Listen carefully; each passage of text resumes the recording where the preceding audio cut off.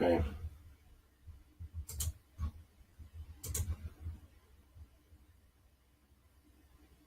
All right. We'll see you. Thanks.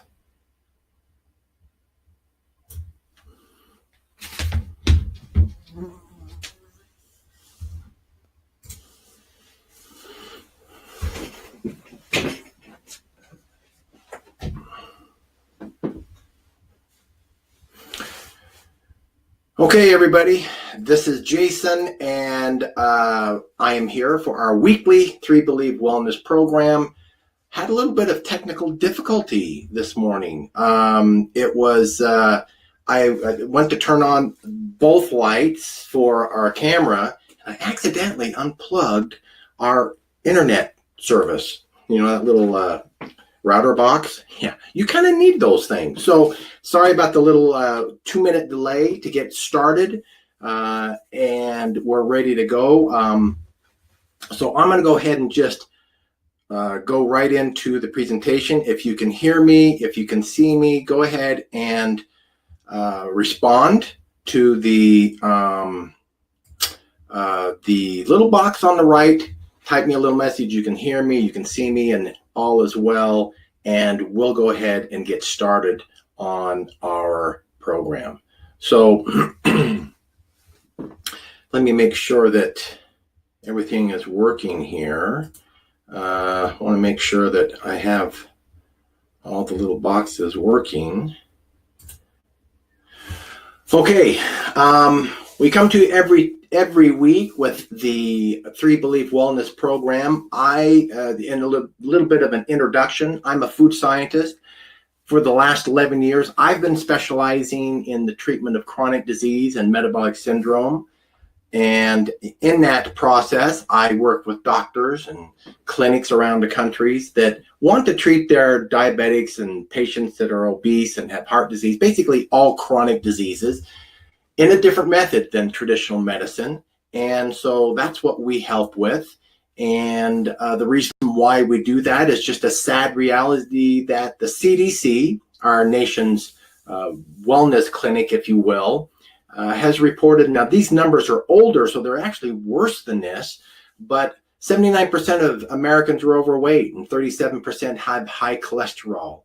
High blood pressure is almost 50%, and 15% of us are diabetic, with up to 32% of us having a fatty liver disease. Too many of our people, over 85% of Americans 65 years and older, have a chronic disease. That is terrible, since chronic diseases are preventable, reversible, and 75% of our nation's deaths happen by chronic disease. Now, what would happen if all of us got off having a chronic illness? Does that mean it would live forever, since 75% of our deaths are caused by chronic disease? I don't know. It'd be fun to see. The chronic diseases that you and I look at that are most prevalent amongst our family and friends are, well, being overweight, having high blood pressure, high cholesterol, and diabetes. If you look amongst the people that we love and know, excuse me, too many have these symptoms. It is becoming far, far too prevalent. The simple cause of these issues is an unhealthy macronutrient balance. If you eat this kind of a balance, meaning 34% of your calories are coming from fat and 51% are coming from carbohydrates and 16% of coming from proteins, that means that you're going to have the symptoms that we just talked about. That is the direct connection. Now, the ratio, we got to eat something, right? So simple solution is look at your food. Is it medicine, or is it the problem? Is it going to make me healthier, or is it going to make me sicker? It's simply an easy adjustment to the macros. Drop your percentages, the grams of carbohydrates in your diets. Don't eliminate them. Don't make them zero. Just drop them back down from 51 to 12%.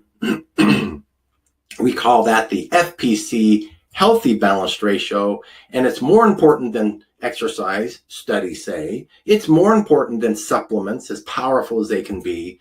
There is nothing that's more powerful and life-changing than changing your FPC balances to the right thing. If you do that, then it will literally change your health for the rest of your life. So that's what I did. Over 11 years ago, I found myself at 280 pounds. I wrestled in college at 191, and I had all the chronic, well, I didn't have all of them, but I had over 10 of them, things like high blood pressure and high cholesterol, prediabetes, hyperinsulinemia, and insulin resistance. But I followed the same thing that I'm talking to you about, and after 12 weeks, I didn't have any of them. If I can do it, so can you. And I've kept it off for almost 12 years now, and it's really pretty simple. So worldwide, have you looked and considered, we're suffering from diseases that were once basically unheard of in our community. Each year, roughly 10 million people die from cancer. Almost 20 million die from heart disease. Obesity is truly at epidemic levels, meaning that more people are getting obese and overweight than those that are getting thinner and healthier, and that's an epidemic. And up to 500 million people are diagnosed with type 2 diabetes. 500 million, that's 500 million people. That's coming close to double the total population of the United States. We've got to do something about it. And so this presentation, if you've been looking at the emails, this is about insulin resistance. And what is insulin resistance? What causes insulin resistance? And should we be concerned about it? Back in 1983, 35 years ago, there were basically no reported cases of children having type 2 diabetes in the United States. But today, that number is almost 35% of our youth have it. And if you talk about our men, it's not as lethal as type 2 diabetes, but definitely have its effects, is that 40% of men over 45, that's me, suffer from complications of low testosterone. And almost 10% of young women experience menstrual irregularities and infertility. We didn't used to have these issues, but they're definitely popular and prevalent today. But the bad news goes there. Those that have a pre-diabetes or pre-high blood pressure is 57%, and those that have diagnosed and being treated are 47% of having high blood pressure. Now, remember this element of high blood pressure, because it is a direct link, is a direct indicator of having insulin resistance. And we'll talk about that a little bit later. They're estimating that in 2020, 50% of Americans will be obese. Now, year 2020. It's almost the end of 2018. That means that we don't have that much, less than 2 years. And that prediction, it looks like it's coming true. Now, we're not talking about those who are overweight. We're talking about people that have more than 30% or 30 pounds over their ideal weight is considered obese. And almost 50% of Americans are at that number. 53% of Americans have insulin resistance. And so that is not an awesome statistic. That's something that you definitely want to pay attention to. It's definitely something that is affecting our health. And half of all Americans, or of all adults in not only in the US, but in China, in India, and Mexico, have the symptoms and are technically, clinically, have insulin resistance. And there's many, many other countries that are not far from reaching that 50% mark. It's not about having the disease and then the death that follows. That's not the main problem I want you to think about with insulin resistance. But it's more about the quality of life that you have until death comes. You have to start asking yourself, am I insulin resistant? And so let's go through some of the questions, some of these precursors that will help us in this process. Do you have more fat around your belly than you'd like? Have you ever been frustrated by failed attempts to lose weight with a low-fat diet. This is an important issue, low-fat diet being the main indicator of having insulin resistance affect your life later on. Let me go back there before I go on more about that. Do you have high blood pressure or a family of history of heart disease? Do you have high levels of blood triglycerides? That's another major precursor and signal to being insulin resistant. That's the main second one. The first one is high blood pressure. Second is high levels of triglycerides in your blood. Do you retain water easily? Whenever you go out to eat, say Italian food or Mexican food, that makes you a little bit more thirsty, and therefore you drink more and you retain water the next day. You're up about 5, 6, 7 pounds, and then you can just feel that you're sluggish and maybe your feet are a little swollen. How about gout? Do you have gout issues that happen? Do you have patches of dark circles in your eyes? Now this is something that's not as popular, but it is a direct link now to insulin resistance. Do you have a family member with insulin resistance, or maybe they have type 2 diabetes? Do you have a family member that have had gestational diabetes or PCOS in women? And how about, do you constantly crave sugary or starchy foods? These are all major indicators of having insulin resistance. Now, an example of dark circles can be just this here. There's a great picture. They don't have to be black or dark. They can just be a reddish color. This is a common symptom of having insulin resistance. Let's answer exactly what insulin resistance is. Insulin resistance is defined as a reduced response to the hormone in your body, insulin. Every cell in your body, every tissue responds to insulin. Flowing in the blood, insulin will bring a specific receptor, will bind to a specific receptor on a cell, and then it'll cause that cell a series of events within its each and every cell. The exact event that happens from the indications of insulin will depend on the cell, because not all cells have the same job assignment, right? Not all cells do the same thing. For example, insulin binds to a liver cell in your body. The liver cell will make more fat. When insulin binds to a muscle cell, the muscle cell makes new proteins, which can grow and make your muscles stronger.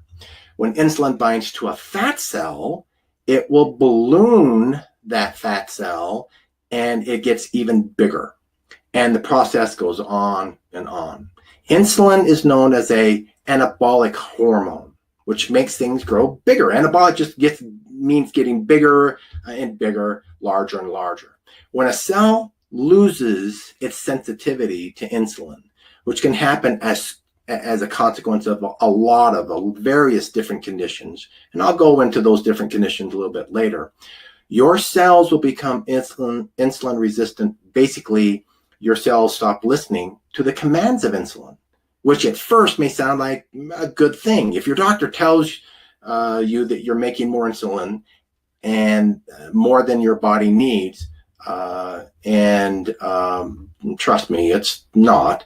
But let's just say that it is. Ultimately, more cells throughout your body will become even more insulin resistant, and your body then is considered to be insulin resistant. Not all of them. All your cells don't become insulin resistant at the same time. Now, when you're in such a state, your cells need more than the normal amounts of insulin in order to get the same process done as before.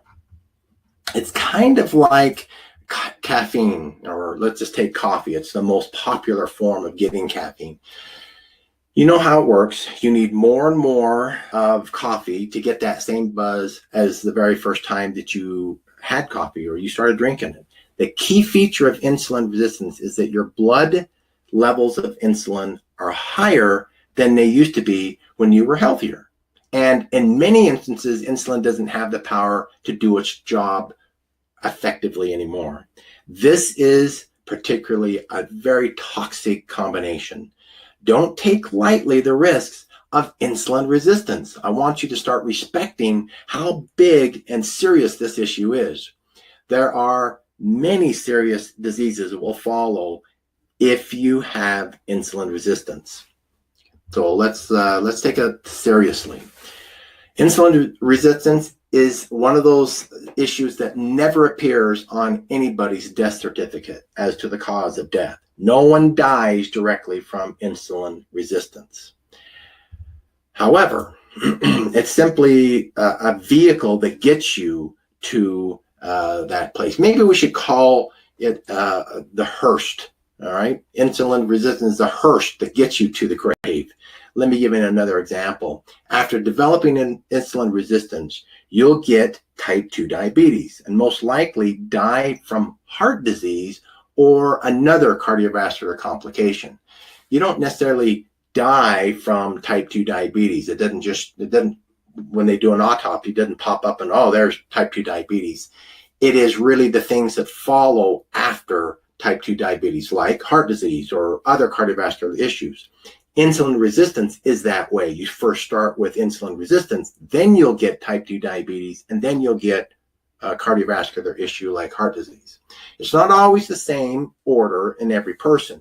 Some will, after getting insulin resistance, will suffer from Alzheimer's disease or any other number of chronic diseases and die from that complication. You can almost always draw an unbroken line of the most common chronic disease, and even those that are not so common, and disorders, to insulin resistant. That's how prevalent it is. The latest research is identifying that insulin resistance is the guy laying down underneath the floorboards causing these issues. It will prove to be either a leading cause or makes the disease even worse. Common things that I talk about when I teach is what I call the 5 horsemen. You know the 4 horsemen, right, in the Bible. I'm recoined it the 5 horsemen, which is fatty liver disease, body fat, diabetes, heart disease, cancer. Insulin resistance has a link to all of them. Now, one that's becoming more and more popular is Alzheimer's, also known as dementia. It's also intimately linked to insulin resistance. You may be asking, if insulin resistance is so deadly and it has been proven to be, why is insulin resistance so often underdiagnosed? Why don't doctors test for it? Why haven't your doctor told you more about insulin resistance? When you come in, why doesn't they say, oh, we're going to run an insulin resistance test? Insulin has always taken the back seat to glucose levels, which isn't entirely fair considering the hundreds and even thousands of chemical processes that insulin does throughout your body. Now, with the patient going home, after you get back from the doctor with a good bill of health, when the truth could very well be far from the truth because the doctor didn't test for insulin. Now, your doctor's not lying to you. You're not a bad person. They just don't know because they didn't test for insulin. They weren't taught to test for insulin. It wasn't what they were taught in medical school. Instead, they looked at glucose. Yet, despite all of this, it's incredibly pervasive, and it's a remarkable association with these various diseases. Insulin resistance is not a disorder that we commonly will discuss. So when's the last time you talked about it with your doctor? But you need to start doing it. I want you to start thinking about it and talking about it with your doctor. In itself, glucose really isn't the problem. True elevated levels of glucose can result in serious problems. But type 1 diabetes are the only people that need to worry about that kind of a threat. It's what happens after glucose levels are pushed up after a meal, snack, after snack for years and years, that's where the real risks start coming in, because glucose is always followed by insulin, unless, of course, if you're a severe type 1 diabetic. Now, whereas when if you're a type 1 diabetic, is caused by having too little insulin, right? Type 2 diabetes is caused by having too much insulin. This too much insulin is called hyperinsulinemia and results in insulin resistance. Part of the reason that insulin takes a back seat is because scientifically glucose is more easily measured than insulin is. To measure glucose, we only need one of those glucometers. It's an easy, simple step to be able to measure it. We've known about it and have been able to test for it for, wow, about 100 years. Okay. And so it's not an issue. It's just very, very popular. Insulin, on the other hand, it is not in food. It's that comes after eating a carb meal. It's the diseases of type 1 diabetes is exacerbated by having, let's say, a carbohydrate meal, because now they have to take insulin, know how much glucose they took, how their body's going to respond, and it's a bit of a guessing game. But in the case of insulin, there's not these little simple meters that we have to check for it easily, or at least not yet. They're working on it. So insulin, by the nature of its molecular structure and characteristic, it's much more difficult to measure. Thus, the procedure is be able to do that is much more recent. It wasn't until the late 1950s that we could even measure insulin, and still it required handling radioactive material to do so. So even though we could now measure insulin, it was too late. Too late in the case of the doctrine of measuring glucose was already written in the medical books, and they in teaching doctors this way for 50 years, and they're not going to be rewriting those books anytime soon. The idea that measuring glucose for diabetics is already set in stone. The idea that too much insulin resulting in insulin resistance was the link to chronic disease is barely getting noticed now. Glucose won't get out of the limelight, so to speak, easily. It likes being there because that's what we're used to. When really glucose isn't the issue, not even for a diabetic, it's really the insulin. So the naming of type 2 diabetes is really a terrible name. Really, excess glucose is the only thing that type 1 and type 2 diabetes have in common. Other than glucose, they're entirely different diseases with very different symptoms, and they progress differently.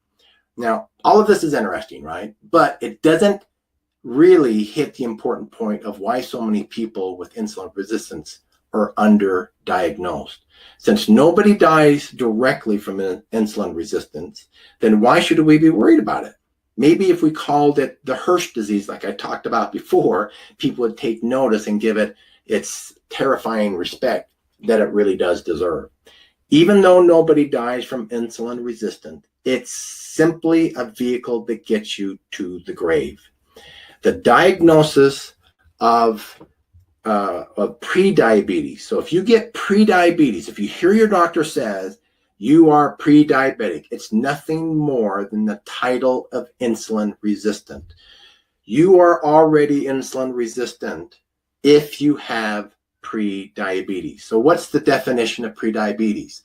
If your glucose levels are 115, this is fasting, all right? Fasting anywhere from about 105 to 119, you have pre-diabetes. Anything over 120, you are a type 2 diabetic. So that's another key signal to having insulin resistance. In other words, you can have insulin resistance and not even have high glucose levels. That's why testing for glucose by itself is challenging. The next time you have your blood test, just ask your doctor. Have them check for insulin levels too.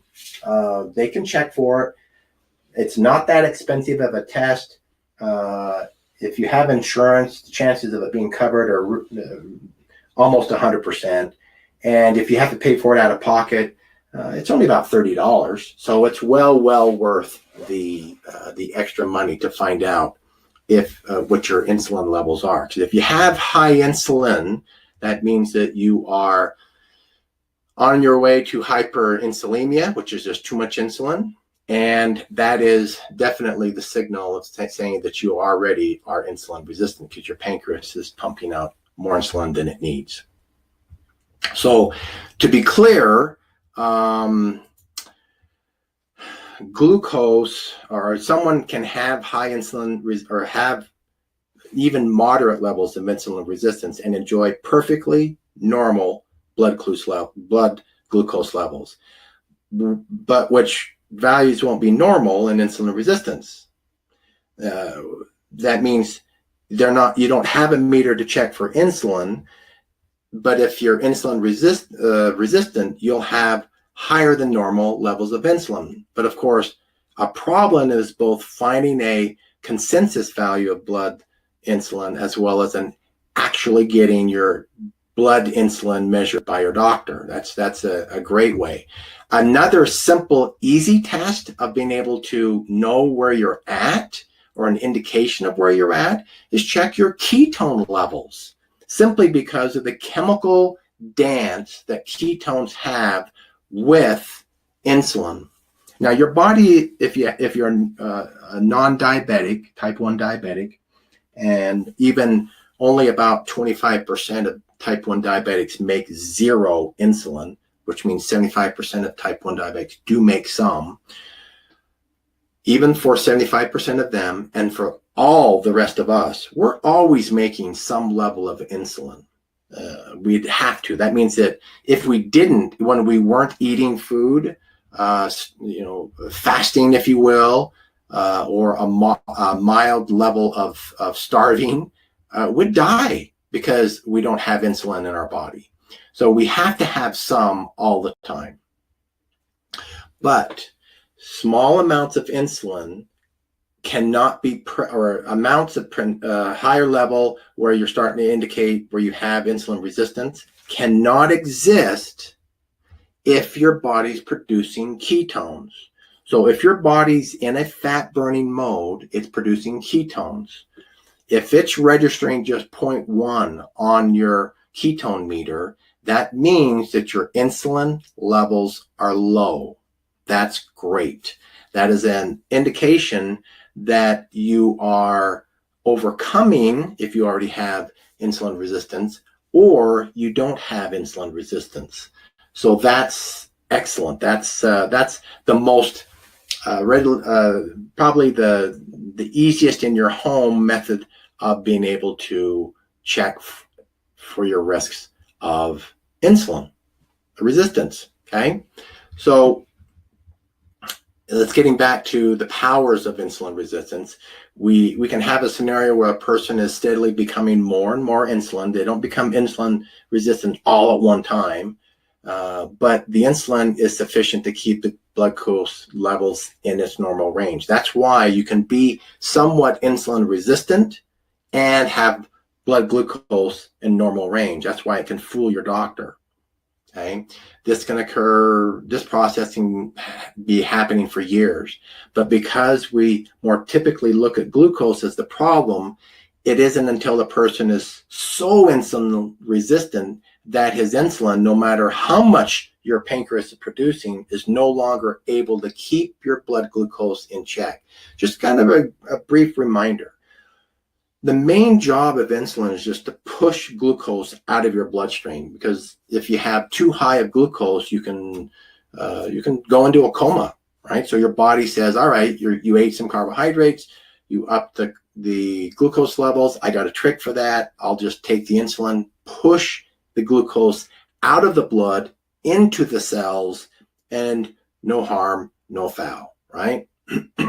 That's why it can be a little bit confusing if you're only checking for glucose levels. And then when your glucose levels start rising, it's because you're insulin resistant. Your cells are saying, I've had enough. And then they finally start rising, but you're been insulin resistant for years. Now it's more difficult to correct things. And that's why they call it hyperinsulinemia, right? To be precise, for every 1 unit of insulin in your bloodstream, a person may experience a 20% increase in insulin resistance, right? So if you have just 1 unit more than normal, your percentages went up by 20%. You have 2, went up by 40%.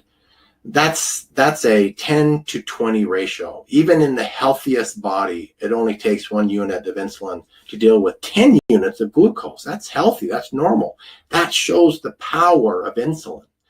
Now, as you become more resistant, that healthy balance of 10 to 1 for insulin and glucose, your glucose or your insulin levels can change from 2 to 10, 5 to 10, or even 10 to 10, or even more. Then you've got definitely some serious problems. Your pancreas cannot keep up with insulin demands of your cells, rejecting it, refusing it, and forever. It's going to start shutting down, which is why diabetic or type 2 diabetics start taking medication. So our goal is to really be watching the insulin levels rather than the glucose levels, right? And the secondary test would be the ketone test. So, not to paint a horrible picture for insulin. Insulin keeps us alive. We have to have insulin, but too much of it can kill us, just like so many things, too much of a good thing. This might seem like a strange cause and effect, but it represents a fundamental feature of how our body works. So many things are exactly like that. We got to have some, but too much is bad. Like the presentation I gave on omega-6, we got to have it, but too much can be dangerous for us. So the bottom will often dampen the response to getting too much stimuli, whether it be caffeine or omega-6, and in the case of insulin, it'll do its best, but eventually it's going to break down. This is similar to how bacteria becomes resistant to antibiotics. Personally, I don't take antibiotics unless I have a serious issue.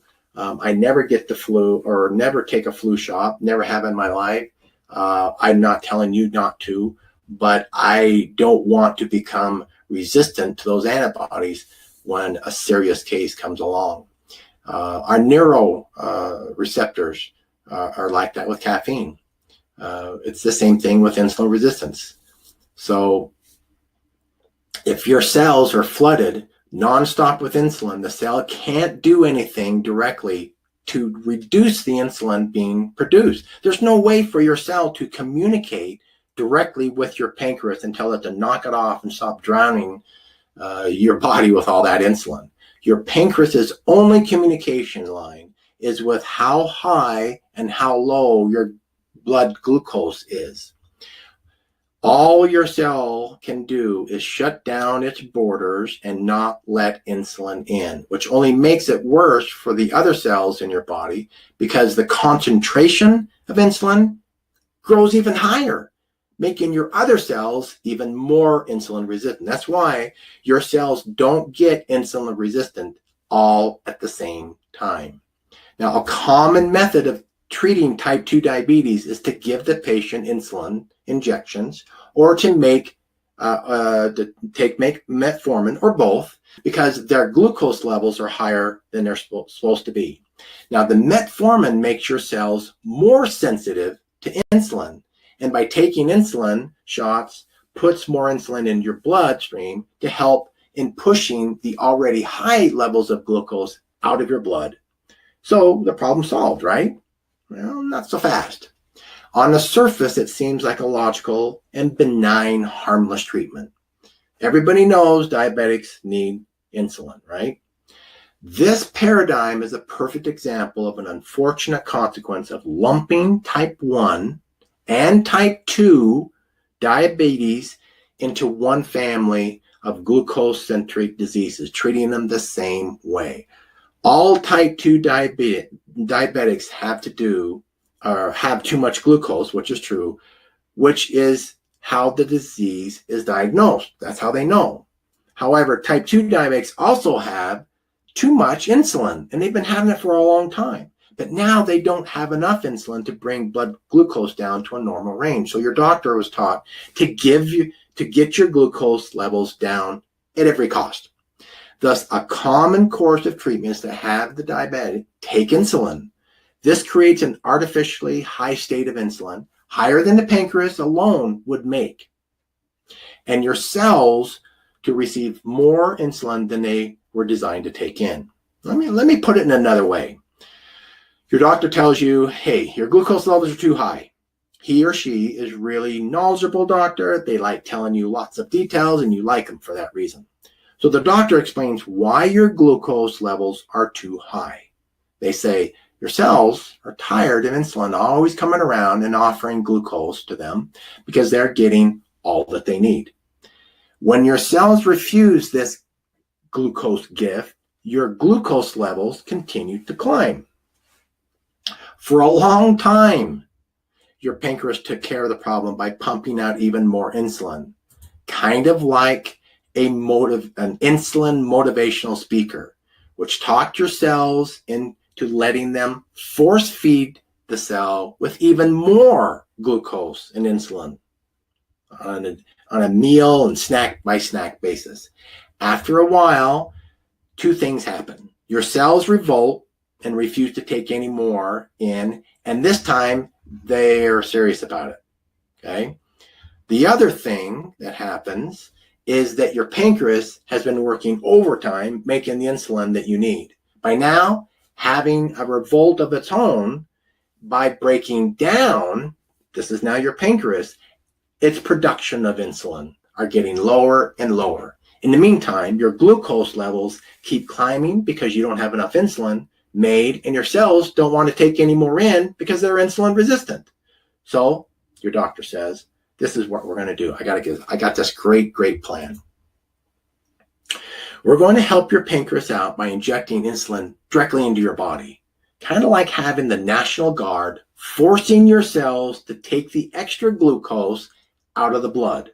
Now, I know that some of your cells are already stubborn and won't listen to our National Guard injected insulin and will still refuse it.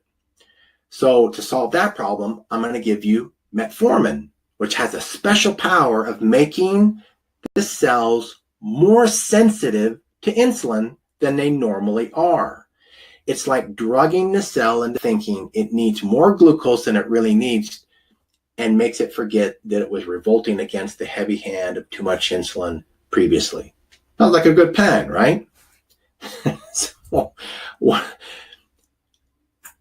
In the back of your mind, you're thinking, I don't want to sound stupid and tell my doctor their job, but why don't we just figure out where all this glucose is coming from and, I don't know, stop it? Wouldn't that work better? Right? Since all of this is, the goal is focusing on the wrong issue. They're focused on keeping the glucose down at all cost. Insulin resistance can happen fast. Then hyperinsulinemia because of too much insulin and too much glucose. The too much glucose insulin is driven by too much glucose. Too much glucose is driven by too much carbohydrates. Critically, hyperinsulinemia doesn't just arise from an overt medical problem, but it can simply be created by a person's lifestyle of too many carbohydrates.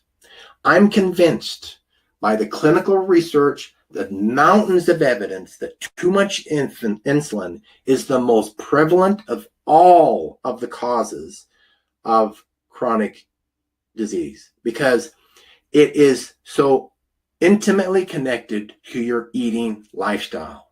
Unfortunately, our current lifestyle is a perfect storm of hyperinsulinemia. in the American diet. Insulin resistance and today's modern diet it's everywhere. In this discussion today, I'm highlighting several causes of insulin resistance, including inflammation and oxidative stress. But the elephant in the room is the food that we eat. The culprit of this issue is food, but it's also the cure. Whether it's the culprit or the cure depends on whether the increase or the decrease of the amount of insulin that food causes. Don't look at food as being bad if it has carbs. Look at food with this question: how will it affect my insulin levels? Once you appreciate that too much insulin causes insulin resistance and all the following unwanted health issues that come after that, you must consume food and keep the insulin control issue at the forefront of your mind. In reality, we're only going to eat 3 foods: proteins, fats, and carbs, if we throw in some fibers, right?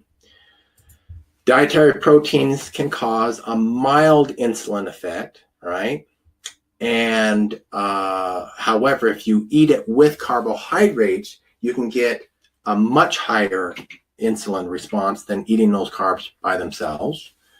Carbohydrates, depending on the type of carbohydrate, a simple carb like a sugar or a complex carb like a whole grain, can elicit a remarkable increase, about 10 times higher than normal. Okay, while fats by themselves don't have any.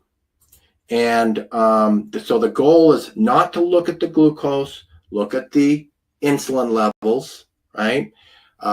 Don't have the glucose as being your goal. Even low blood sugar isn't the testing for low glucose levels in your blood can fool you, because if we've talked about, you can still have high levels of insulin.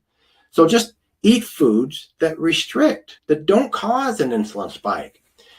Fat is the only one that gets 0. Now remember, you can't eat too much omega-6, as our previous lesson talked about. Clinical research over the last few decades have provided abundant evidence that carbohydrate restriction and fasting is a superior dietary intervention to preventing or improving insulin resistance. Indeed, you've heard me talk about fasting, but when comparing studies that are interventions or clinical based rather than perspective or questionnaire based, meaning just asking people what they ate, rather they're testing their blood, it's been proven that the overwhelming support is restricting the amount of carbohydrate, reducing it down, and intermittent fasting can turn around the results of years and decades of eating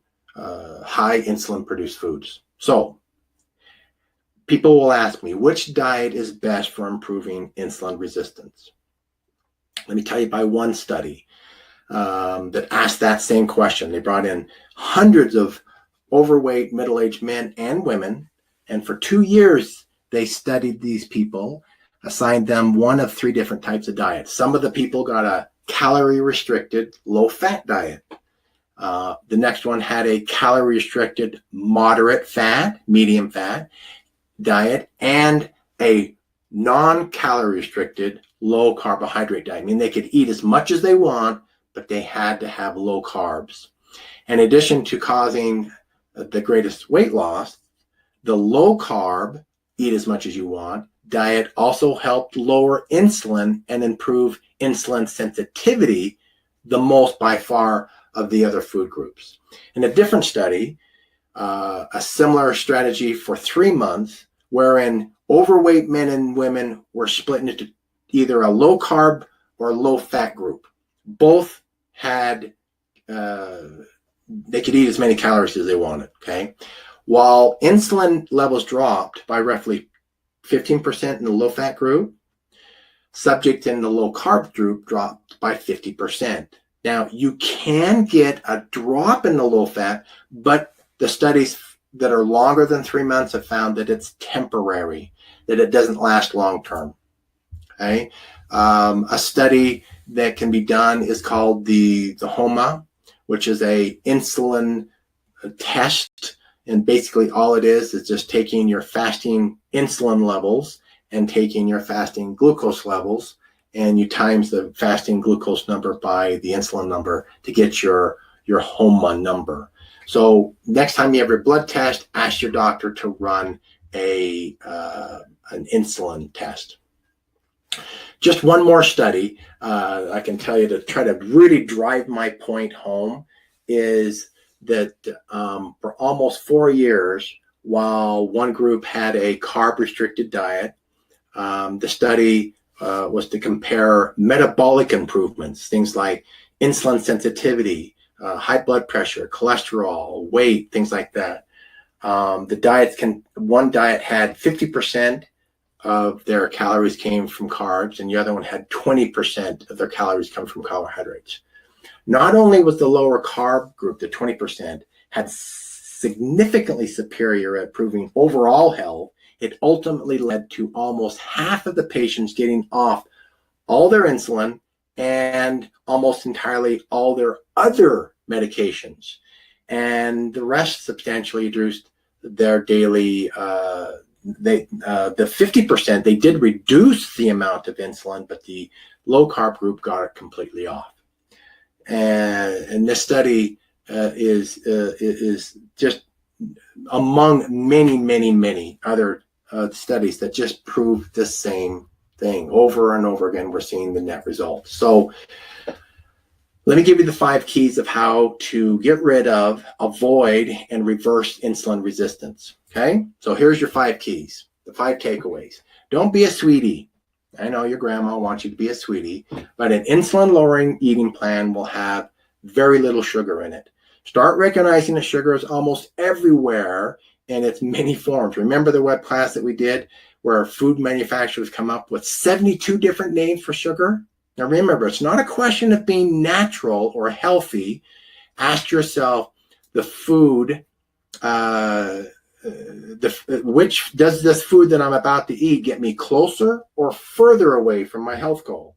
It could be organic cane sugar. It could be evaporated cane juice. It could be honey, agave, coconut sugar, or any other. They essentially all have the same impact on your body's insulin levels. Remember, it's insulin levels, and it doesn't matter how natural it is, it's still going to get you an insulin spike. Okay, some of the artificial sweeteners, for example, acesulfame potassium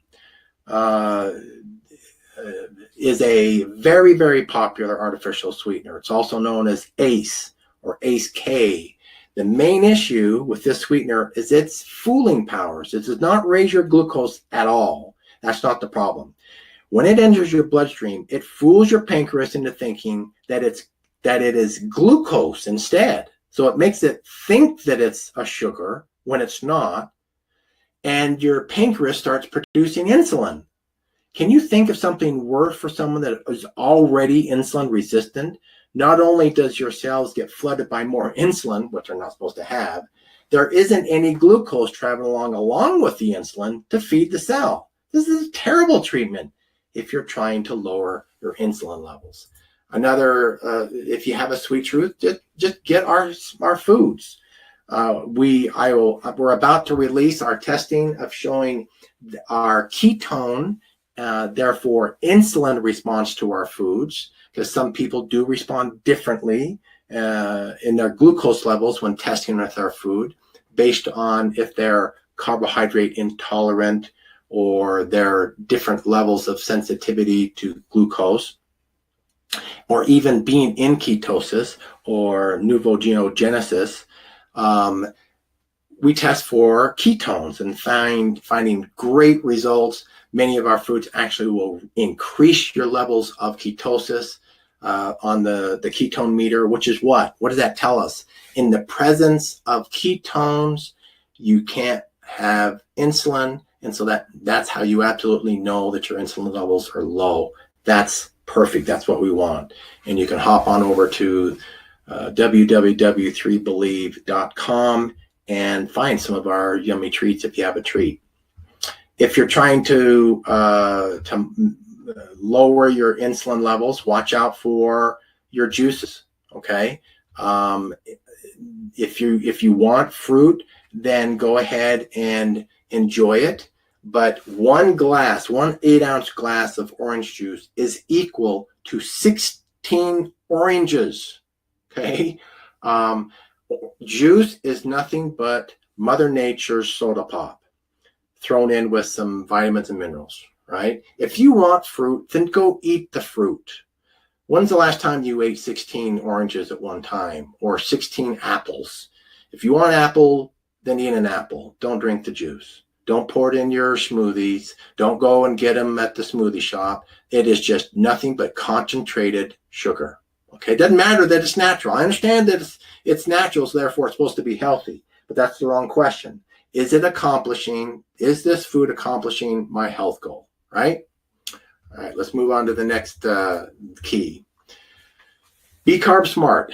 Although if it comes in a box, then it's processed differently. It has more of the refined sugars, not the complex sugar or complex carbohydrates, and it looks more like sugar to your body than it does a complex carb, right? So stay away from as many of those processed complex carbs as you can. Eat natural. They're right there, even though they'll say things like it's sugar-free, or they'll say it's all natural. Doesn't necessarily matter at all. It's what everything else that it's doing to your insulin. The next takeaway is love the fat. Watch out for too much omega-6. Just keep that balanced. Have it be a 2-to-1 ratio. So that means omega-3 needs to be twice as much as your omega-6. That's an easy number to remember, and you'll be fine. Fat actually has been shown not only to not get an insulin spike, not get any increase in insulin, but it's also been found to make your cells more more sensitive to the insulin. So it starts to reverse the damage done by being flooded by insulin, and that's perfect. That's what we want. The next one is slow down and start to fast. All right, so slow down and go fast. You've heard me talk about the fasting. The one that I do, matter of fact, I'm fasting right now. I'll eat my first meal or my breakfast for the day as soon as we're done with this program. I started eating about 8:30 last night, and I've been fasting ever since. Worked out, drank. You've heard me talk about the benefits of intermittent fasting. I do that 5 times a week, and then I eat breakfast and do not fast, intermittent fast, 2 days of the week to maintain my levels of metabolism. So that is really simple. You don't have to do it for breakfast. You don't have to do it. It's not the noon hour that's magic. It's just the duration of time without food. I like to take care of 8 hours of my 16-hour fast by sleeping. I don't have to think about it. So it's just easy for me. But if you're on a swing shift, that's okay. You can do it that way too. It doesn't matter.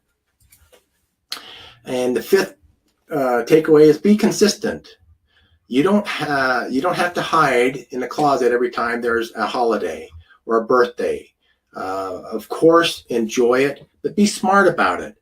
I'll take our carb blocker before a meal where I can't control it. I know I'm going to get a lower amount of insulin spike in that case. The rest of the time, I just eat sensibly. I eat everything I want to eat. I just don't eat as much. If you want some dessert at your child's birthday or your grandchild's celebration, then go ahead and have it. But you don't have to eat 2-3 large servings, right? Just be safe and you'll be much, much better off.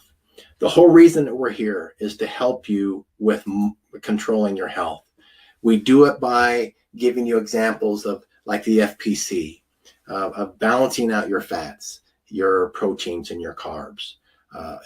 Keeping it from your carbs at 12 to 22% is the same as keeping it 60 to 110 grams a day, unless, of course, you're in phase 1 of our program, where you keep it down about 20 grams a day, because you've already been insulin resistant for a while. We want to hurry and reverse that process. but we're here to help you with the foods. You can do it completely without eating any of our foods. You can do it even without having our shakes and our omega oil. Our products just helps make it easier. If you see that it's a helping tool, then great, use them to your advantage, but at least take the knowledge, take the references of the clinical studies that I talk about. It's there for your benefit. That's my passion. That's why I'm here. Pass the message on. Do the same thing I'm doing. I changed my career almost 12 years ago because of my own personal change. Being nearly 100 pounds overweight, having insulin resistance, among other things. And I was so inspired by the results and how simple it can be and how the message is suppressed, and that I changed my career. I went back and I became a food scientist, started a company, and now we serve people like you all around the country and soon around the world. So do the same thing. Change your life, help improve it in your family, help improve it in the people that you know or people that you don't even know, and you'll be as fulfilled and edified as I am. We love you, care about you, want you to be healthy, and until next week, take care, keep your insulin levels low, and we'll see you later.